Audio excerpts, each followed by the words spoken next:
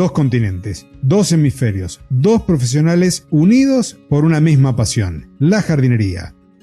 Te damos la bienvenida a un nuevo episodio del podcast de Jardinería y Paisajismo.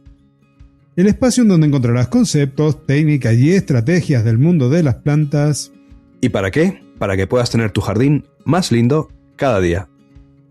Bienvenido, Fernando, qué gusto que me da encontrarte nuevamente aquí un mes más en el podcast de Jardinería y Paisajismo. Hola, Claudio, transmitiendo como siempre desde aquí, desde mi rinconcito en la Costa Brava, en el noroeste de España. Y bueno, y como siempre, yo estoy de este lado del Atlántico, bajo el sol de Mendoza, aquí en Argentina, que está ya como finalizando su verano. ¿Y cómo está el invierno por allí? ¿Cómo te está tratando? Pues mira, Claudio, la verdad es que estamos ya a finales de febrero y eso lo que significa es que ya estamos diciéndole adiós al invierno, que este año tampoco ha sido tan... Yo no lo he sentido tan frío. Hay personas que me dicen, no, si ha sido frío igual que siempre. Digo, pues yo la verdad que veo una gran diferencia, ¿eh? Veo un calentamiento real porque los inviernos ya no son como hace 10 años, por ejemplo. O sea que ahora ya entramos en plena época de planificación, plena época de realizar las podas previas al inicio de la primavera. Y ya está empezando todo a... El agua ya está calentita, ya empieza a hervir, ya empiezan los proyectos, ya empiezan los presupuestos, ya empiezan a aceptarse muchas cosas, muchos jardines, muchos nuevos jardines, nuevas construcciones. Ya empiezan a aceptarse todos los proyectos para tener una primavera movidita como estamos teniendo desde los últimos años. Pero allí en Mendoza yo creo que es al revés, ¿no? Febrero es otra historia. Sí, enero y febrero son los meses más calurosos del año, sobre todo enero, pero este año no ha sido, al menos en la ciudad donde vivo yo, tan calurosa como otros años. Al menos yo no lo he sufrido como otras veces. Lo que sí, ha llovido y llueve muchísimo más. Estamos batiendo récords de registro de los últimos 30 años, lo cual tiene su lado positivo porque se recuperan reservas de agua, porque la naturaleza está más verde, porque hay que utilizar menos agua en el riego de los jardines. Pero la contrapartida es que tenemos, por ejemplo, muchos mosquitos, que siempre hay, pero este año es como que hay muchos más, al punto que el mismo gobierno, así como en algún momento comenté sobre esta campaña que estaban creando moscas del Mediterráneo, las esterilizaban y las liberaban en el ambiente, lo que se estaba buscando es evitar redescendencia. Lo mismo se está haciendo con los mosquitos para tratar de controlar la población, y así que las dos cosas buenas, cosas malas. Yo esperando el descenso de temperatura, soy más del frío que del calor, así que estamos en esa. Después se me pasa muy rápido el invierno a mí, lamentablemente, y volvemos al calor. Y lo que estabas comentando recién, relacionando lo que dijiste junto con los mosquitos, leí un artículo que salió en el diario la semana pasada de que habían mosquitos en Islandia, y eso era una muestra de cómo este calentamiento global le había permitido a estos insectos estar en una zona en donde nunca hubo. Así que eso corrobora tu teoría, tu hipótesis con respecto al calentamiento, y a que tenés un invierno menos frío de lo habitual. Lo corrobora, pero bueno, a esos mosquitos se les ha roto un poco la brújula, ¿eh? También. Sí. Sí, no sé si el estudio era del año pasado, o sea, del verano pasado de ustedes, y recién ahora llegó la publicación a los periódicos nacionales, pero la verdad que me sorprendió, y mucho. Cuando vivía en la Patagonia disfrutaba de que no habían mosquitos, habían otros insectos que no sé si allí se conocen con el mismo nombre, que son los tábanos, Sí. que pica cuando duele, en realidad duele cuando pica, que en realidad tampoco pican, se nota más cuando se encargan de succionar la sangre. Bueno, el episodio de hoy, Claudio, la verdad es que lo que vamos a hacer es un poquito esto, lo que hemos hecho en la intro, ¿verdad? Vamos a comparar un poquito nuestros mundos y vamos a ver si podemos dar algo de valor. Y lo hemos dividido en varias secciones y simplemente las vamos tratando rápidamente, para que el episodio no se nos quede muy largo. O sea que ahora, por ejemplo, si aparte de hablar del clima, como hemos hecho en la introducción, pasamos ya a hablar un poquito del suelo, ya que en jardinería el suelo es la base de todo, pues estaríamos un poquito en la misma línea. Estaríamos comparando cómo son los suelos en la zona donde yo estoy y cómo son en la zona que tú estás. ¿Te parece bien esto?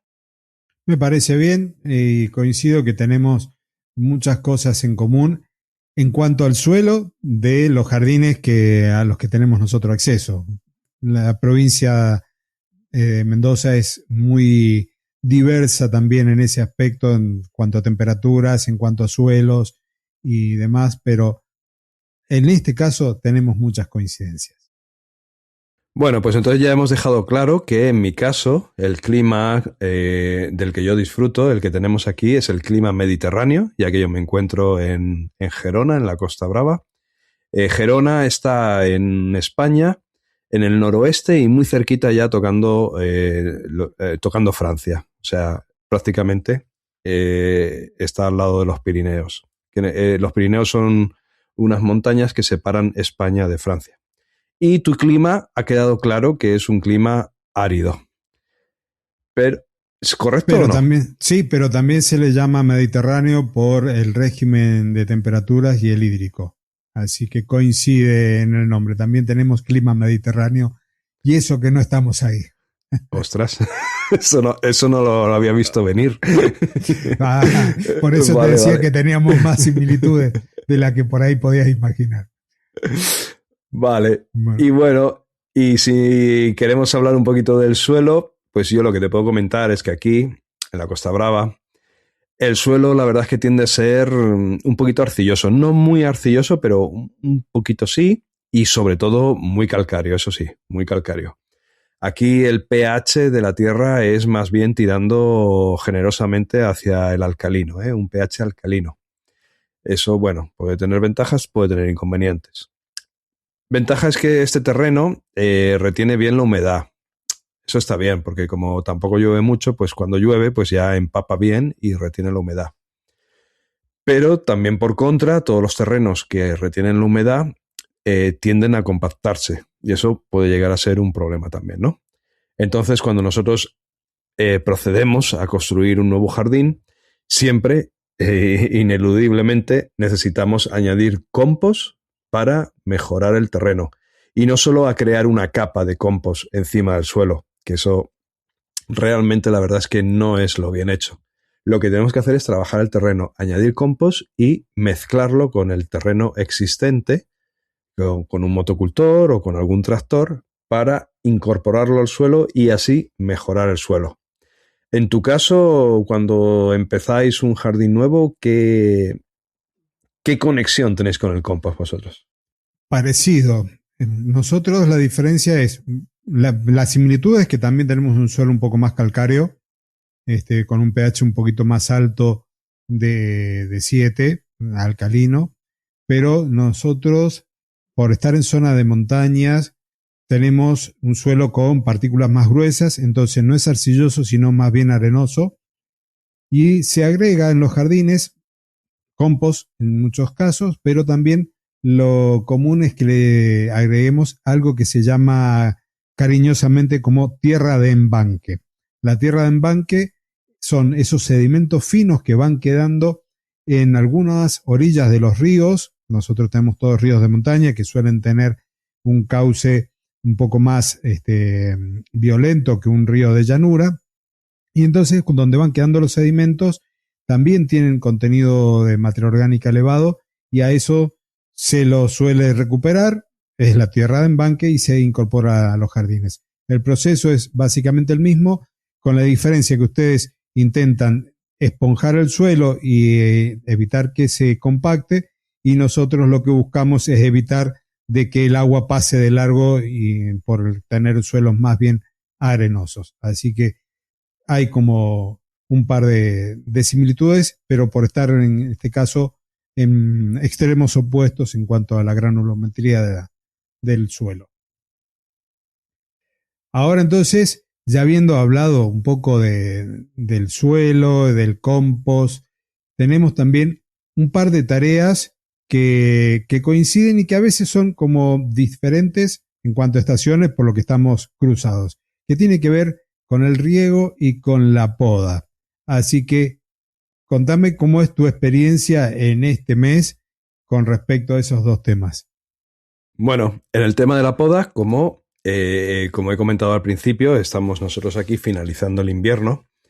Entonces, aunque lo bien hecho, lo correcto, sería dejar el jardín, y hablando en términos de poda, dejar el jardín bastante tranquilo durante los meses del invierno y podar a final del invierno, que más o menos es ahora, a finales de febrero y la primera quincena de marzo.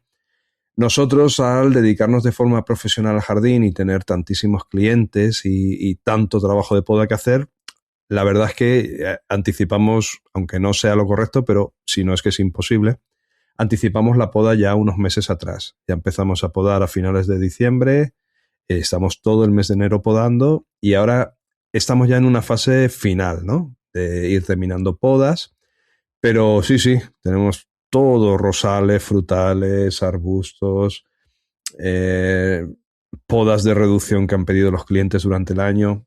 La verdad que estamos inmersos en todos esos trabajos y sin perder de vista la primavera que ya empieza a asomar. Ya se ven por ahí, por ejemplo, ya tenemos en flor las mimosas, ya están todas amarillas, muy bonitas. Ya empiezan a florecer los almendros. El almendro de los frutales que nosotros tenemos en esta zona, el almendro es el que primero florece. Y en cuanto ya se ve florecer el almendro, perdón, ya significa que empieza la fiesta. O sea, que la primavera se asoma y que se va a empezar a animar todo y a complicar todo a lo grande. Y en el tema del riego, pues bueno, como es normal, sobre todo porque aquí estamos en una zona verde, o sea, una zona en la que llueve durante el invierno, pues tenemos todos los riegos apagados desde hace meses.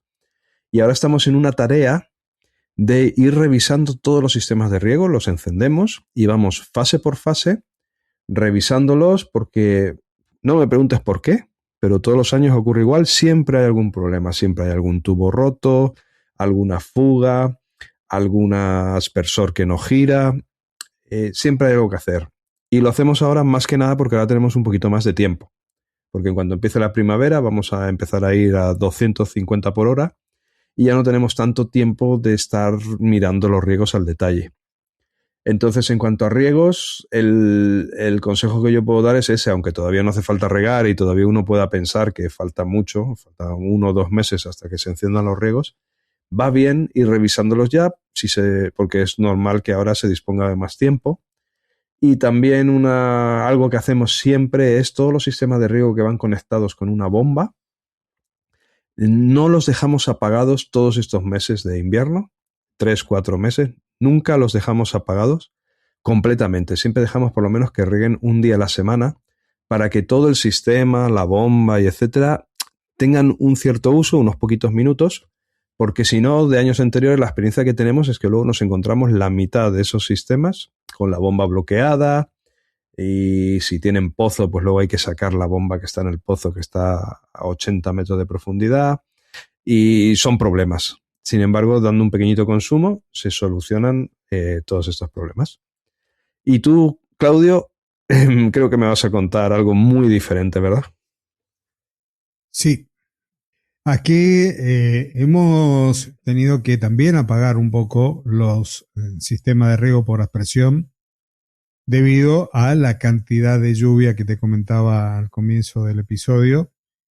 Y también hay tareas de poda que se han tenido que realizar en pleno verano porque estas mismas lluvias estaban acompañadas de vientos muy fuertes que se arremolinaban mucho, algo poco frecuente en mi zona, y que han generado daños quebrando ramas de árboles, ramas que pueden llegar a tener en algunos casos hasta 10 centímetros de diámetro, ramas muy gruesas, y en algunos casos llegó a tirar árboles.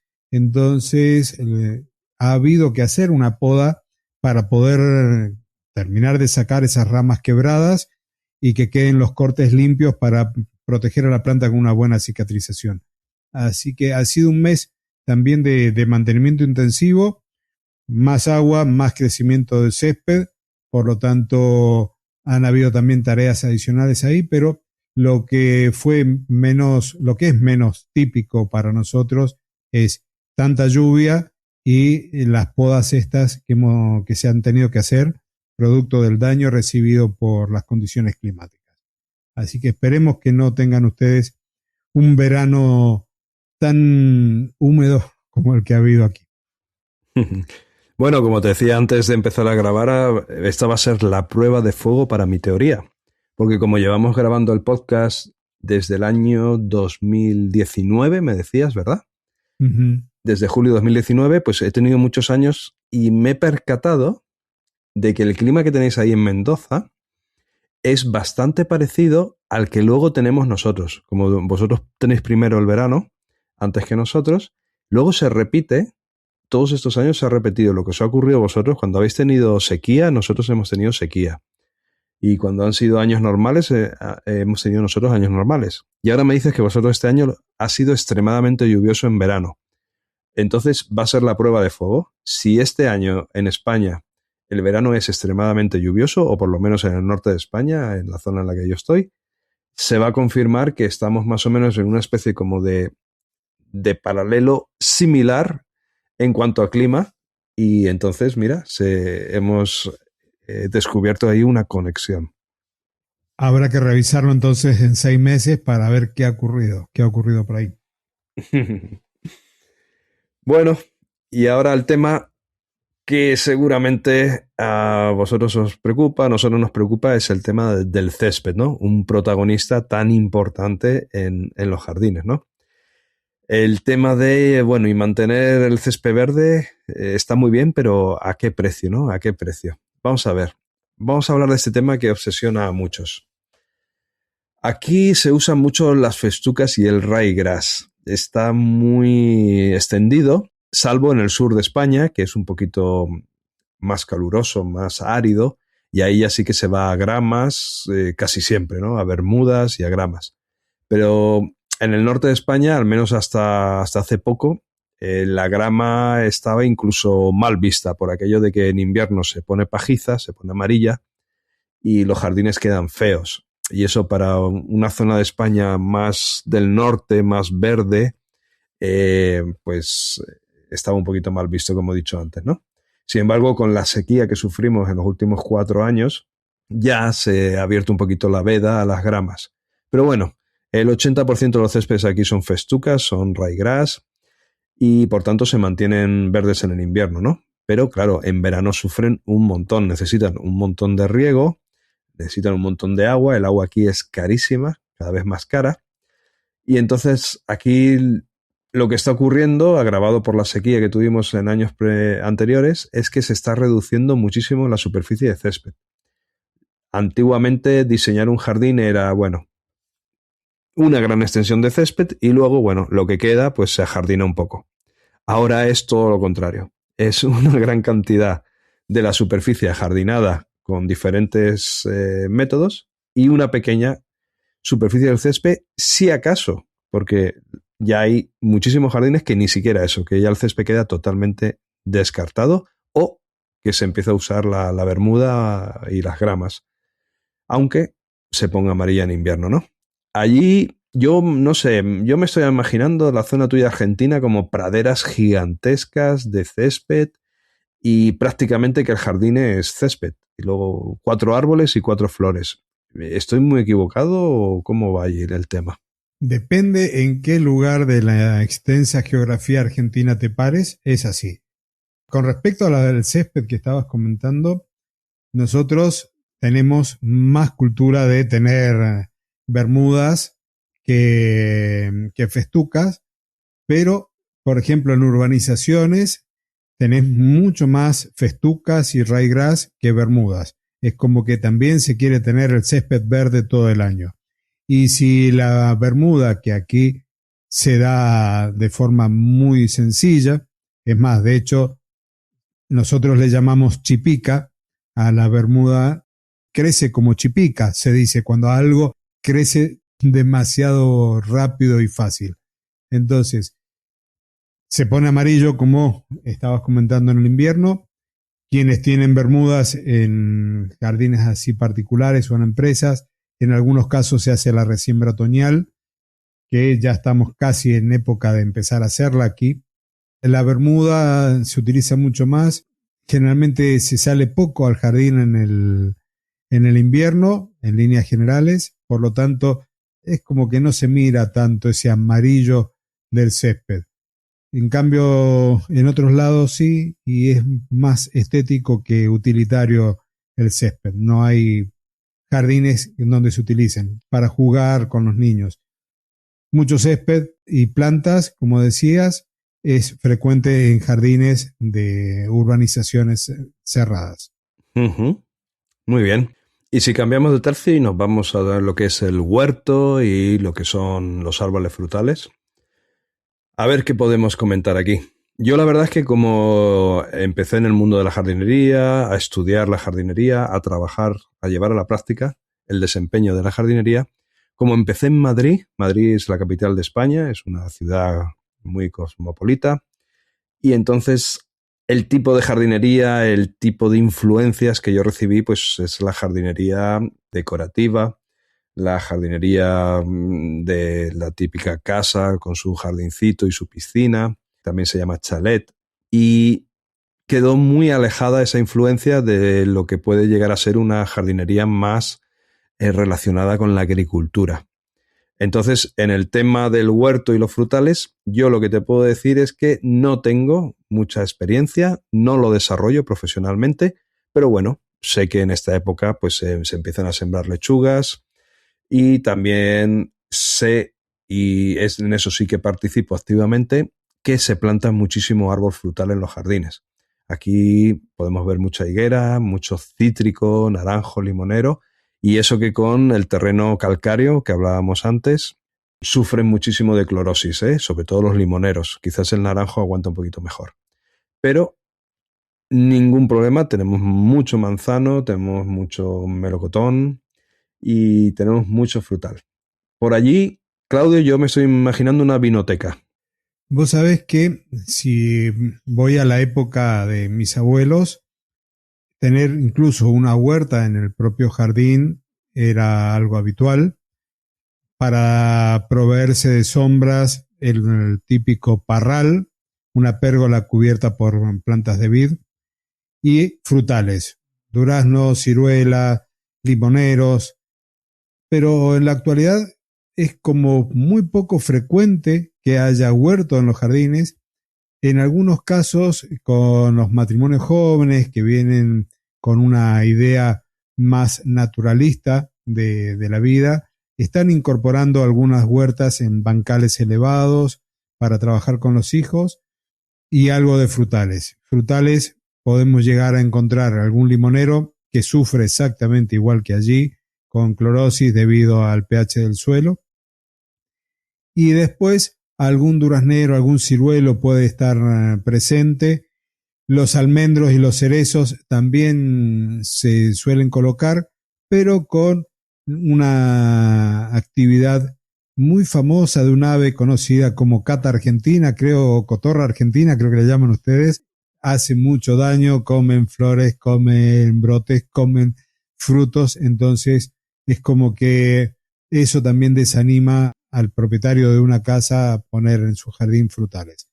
Así que hay más plantas arbustivas en este momento y algunas herbáceas, pero también la cultura del huerto que había hace 40 años atrás, 50 años atrás, ya no está tan presente. Y si queréis cubrir los muros y las vallas, Claudio, allí hacéis como hacemos aquí nosotros, que por ejemplo en la Costa Brava la reina, sin lugar a dudas, es la bugambilla, una planta que se adapta de maravilla, da muchísima flor, crece bastante rápido, tapando cualquier valla. Aquí puedo hacer el inciso de que aunque la bugambilla se considera una planta resistente a la sequía, si no está bien regada, las flores coloreadas tan características se vuelven secas muy rápido y eso se soluciona simplemente dándoles más riego. Ese es el único secreto que hay. Pues aparte de la bugambilia también usamos mucho jazmín, usamos mucho el Rhynchospermum o Trachylospermum, que es el falso jazmín. Se usa mucho la glicinia en pérgolas por la bonita floración y porque luego da mucha sombra y tiene un crecimiento muy, muy vigoroso. Y para hacer cerramientos, la verdad es que yo creo que no con muy buen criterio, pero siempre se ha usado muchísimo el ciprés leylandi y también los viburnum y sobre todo las adelfas, las Nerium oleander, también se utiliza muchísimo para hacer seto. Yo creo que todo eso está equivocado. El leylandi está equivocado en este clima porque hace demasiado calor, cogen muchos hongos, como el terreno hemos dicho que aguanta la humedad, favorece la fitóctora. Los viburnum yo creo que crecen demasiado, se hacen demasiado grandes. El viburnum odorantissimum ocupa demasiado espacio. Las adelfas, los oleander, lo que ocurre es que luego las personas, al quererlas mantener como un seto formal, las recortan muchísimo, entonces no dan flores o dan muy pocas flores, con lo cual ya, ¿para qué plantar esa planta si luego no la vas a dejar florecer? Y ahora la planta que yo recomiendo y que estoy usando muchísimo para hacer setos es una planta que se llama Eugenia Newport, y va de maravilla. Es genial, es estrechita, la puedes mantener estrechita, no pierde hojas en la zona inferior por falta de sol, y si la dejas crecer 3 metros y cambias de idea, la puedes cortar a 1,5 metros y no pasa absolutamente nada, vuelve a brotar y a estar bonita en pocos meses. ¿Vosotros cómo solucionáis allí este tema de vallas y setos y muros? Bueno, la mayoría de las plantas que nombraste son las mismas que se utilizan acá.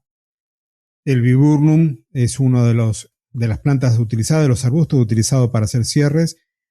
El que está más distendido en realidad son la piracanta, que el espino de fuego le llaman algunos, nosotros le llamamos crataego. Ese es el que más se utiliza y casi al mismo nivel que los cipreses, que el leylandi. No tenemos ese problema en cuanto a hongos a nivel de raíces, porque son suelos más bien arenosos.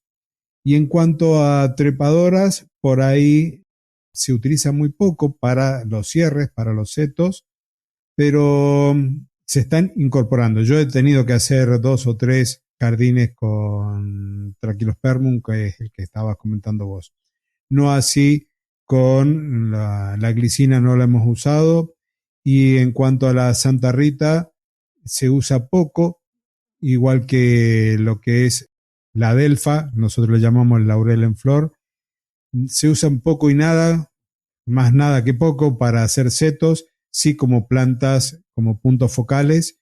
Y justo hablando de la Santa Rita, este invierno, tuvimos esas famosas heladas negras que hablamos en algún momento, en donde hay un descenso de temperatura muy abrupto, pasando bastante por debajo de los 0 grados y sin humedad ambiente, y las santarritas las destruyó, pero mucho en la mayoría de los casos cuando no había mucha protección.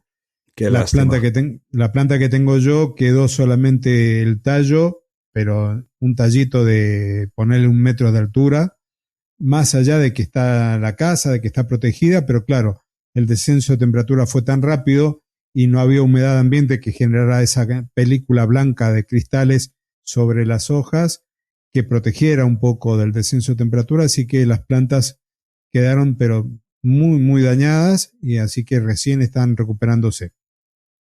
Así que básicamente las plantas son las mismas. La eugenia es una hermosísima planta que aquí nosotros no la usamos básicamente por el precio de cada uno de los ejemplares. Hacer un seto de eugenias comparado con uno de laurentino, hay la verdad que una diferencia muy grande en inversión inicial, pero es muy bonita. Uh-huh. Y si hablamos, Claudio, de plagas, yo creo que aquí ya no estamos tan sintonizados, ¿verdad? Porque nosotros aparte de las normales, cochinilla, pulgón, esto ya es universal. Creo que han descubierto hasta pulgón en Marte. Pero si hablamos de plagas, aquí tenemos graves problemas con el picudo rojo, que es un escarabajo que se come las palmeras. Tenemos graves problemas con la procesionaria, que es un gusano que anida en los pinos y luego desciende del pino y crea unas procesiones que son muy peligrosas, sobre todo para los perros. Y bueno, estas son las más famosas. Tenemos otras muchas plagas. Tenemos el Tomicus, que es un escarabajo que perfora los pinos y les corta el flujo de savia y entonces los mata. En vuestro caso, todas estas plagas a ti te suenan a chino, ¿verdad? Sí, para hacer la respuesta corta, sí. He visto algunos videos de allí, de la procesionaria, tremendo. Nosotros no tenemos ese problema por el momento y toco madera para que siga así. Quizás lo más frecuente son pulgones, cochinillas. Lo que he notado, fíjate vos que algo curioso, en jardines que están medios abandonados, que ya no podríamos decir que son jardines, a pesar de la lluvia, porque le gusta el ambiente seco y polvoriento, a pesar de la lluvia, he visto mucha arañuela roja tejedora. Que eso me ha llamado la atención. El otro día había salido a caminar con mi esposa y le mostraba cómo estaban, justo hablando de Bermuda, una parte de la Bermuda toda cubierta con el tejido de la araña roja tejedora. Pero procesionaria, ni tomicus, nada de eso, gracias a Dios por el momento tenemos.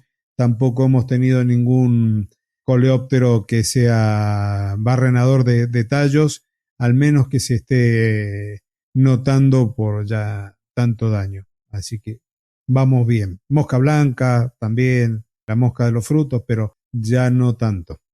Muy bien, Claudio. Y yo cuando hablo de jardinería, ¿tú me entiendes? Cuando yo digo adelfa, cuando yo digo césped, porque yo digo césped y tú dices pasto. Y yo digo macetas y tú a lo mejor dices tiestos, no soy seguro. Quizás sí, quizás no. Yo digo macetas. Allí se dice macetas también, ¿no? Sí. Vale. Pero hay muchas cosillas, por ejemplo, un durazno. Antes has dicho durazno. Si te está escuchando alguien de España va a decir, ¿y eso que es una fruta nueva tropical o cómo va eso? Sí, la verdad que tenemos plantas con nombres iguales y otras muy distintas. Yo la otra vez estaba hablando también de otro frutal que es el quinoto, que si yo te digo quinoto, no sé cómo le llaman ustedes allá y si sabes a qué planta me refiero. Ni idea, no sé ni de qué me hablas. Creo, corregime si me equivoco, que le llaman kumquat o algo así. Ah, muy bien. Bueno, el quinoto es como si fuese una naranjita muy pequeña, sí. Dulce, sobre todo por la piel, se consume más por la piel que por la pulpa, por el relleno. Y creo que le llaman kumquat en otros lados, no sé si se le llama kumquat así. Aquí también, sí. Bien, al durazno ustedes también tienen otro nombre. Melocotones. El melocotón. Después, bueno, la adelfa, que nosotros le llamamos laurel en flor. ¿Qué otra planta? El aguacate. Ah, la palta. Nosotros la palta. La palta. Sí. Muy bien. ¿Y una fresa? Lo que es tomarse una fresa, ¿cómo lo decís vosotros? Y normalmente frutilla. Pero una frutilla es una fruta pequeñita, ¿no? Claro, pero hay diferencia entre fresa y frutilla, pero nosotros en términos generales hablamos de frutilla. No hacemos esa distinción. Y después, ¿qué otra cosa? Lo que habías comentado, lo del césped y el pasto. Nosotros cuando hablamos de césped, normalmente hablamos de una carpeta verde por una sola especie, como podría ser una festuca, a lo sumo una mezcla de semillas, pero donde vos ves todo muy parejito.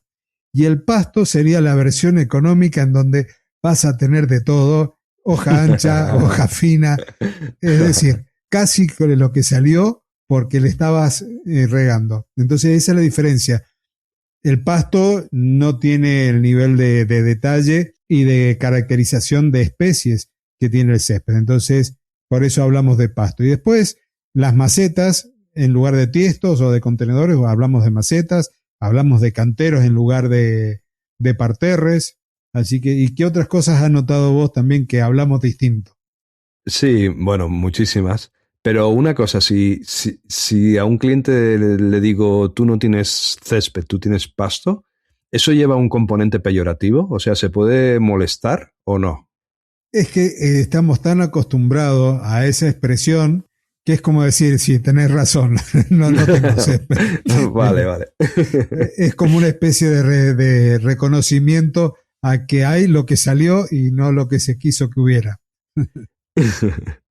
Bueno, Claudio, pues yo creo que ha quedado muy claro que aunque tenemos muchas similitudes, también estamos en dos mundos diferentes, en dos continentes diferentes, con dos climas diferentes, pero bueno, unidos, como dices al principio, por una misma pasión, por la jardinería. Pero tenemos clima mediterráneo. Sí, pero vosotros creo que os lo habéis columpiado un poquito, ¿eh? Sí. Porque el Mediterráneo, no sé si habrá algún lago subterráneo que llegue hasta allí del Mediterráneo. Sí. No, la clasificación, si mal no recuerdo, era en principio por el régimen de lluvias y de temperaturas, o sea, veranos calurosos y lluvias principalmente en el invierno, las precipitaciones, entonces por eso lo llamaban Mediterráneo. Si es que no estoy haciendo una mezcla ahora de cosas, porque como ya llueve tanto en pleno verano, así que ya no sabemos qué clima tenemos. Pero bueno, veremos qué pasa. Muy bien, Claudio, pues si te parece bien lo vamos a dejar aquí. Recordar a la audiencia que en paralelo tú también tienes otros podcasts, tienes el podcast de Neuro... Bueno, lo explicas tú mejor. Neuropaisajismo, jardinería y horticultura terapéutica. Perfecto. Es que es un nombre como los príncipes de Europa, que tienen 17 nombres. Pero además lanzas academia dentro de muy poquito. Estás calentando motores para lanzar una academia relacionada con esto, lo que me consta que te tiene muy ocupado y lo que hace que tenga todavía muchísimo más valor que continúes manteniendo vivo el podcast de jardinería y paisajismo, este maravilloso podcast el que estoy muy contento de que me invites cada vez, una vez al mes, y por lo tanto nos encontraremos aquí el mes que viene de nuevo. Un saludo a toda la audiencia, un abrazo muy fuerte y, Claudio, si cierras el episodio, nos vemos muy prontito. Nos estaremos viendo, Fernando. Yo creo que una de las cosas que también vamos a hablar posiblemente el mes que viene es de esa nueva aplicación que te mostré en la que estoy trabajando, que tiene que ver con la bioseguridad al elegir las plantas para nuestros jardines. Ah, pues mira, genial. Ya tenemos tema. Así es. Hablaremos de plantas tóxicas, hablaremos de plantas que pueden llegar a ser agresivas y un montón de otras cosas a considerar. Y bueno, de esta app que espero que en un par de meses ya pueda estar en el mercado. Para ayudar a paisajistas o para ayudar a quien sea simplemente un amante de la jardinería como somos nosotros, a que pueda elegir mejor las plantas, a tener plantas más seguras si hay adultos mayores o mascotas en los jardines. Así que quedará eso como para charlar el mes que viene. Por lo pronto entonces me despido. Gracias, querida audiencia, por haber llegado hasta este momento. Te invito a compartir el episodio, a registrarte si no te has registrado, porque me consta que hay muchísimas más escuchas que personas que se hayan registrado el podcast. Así que así como te invitan en YouTube a que sigas, también te invito yo aquí a que lo hagas. Nos encontramos la semana que viene en un nuevo episodio de este podcast, tu podcast de jardinería y paisajismo. Y el cierre habitual, 2 continentes, 2 hemisferios, 2 profesionales unidos por una misma pasión, la jardinería. Hasta la próxima semana. Adiós. Adiós.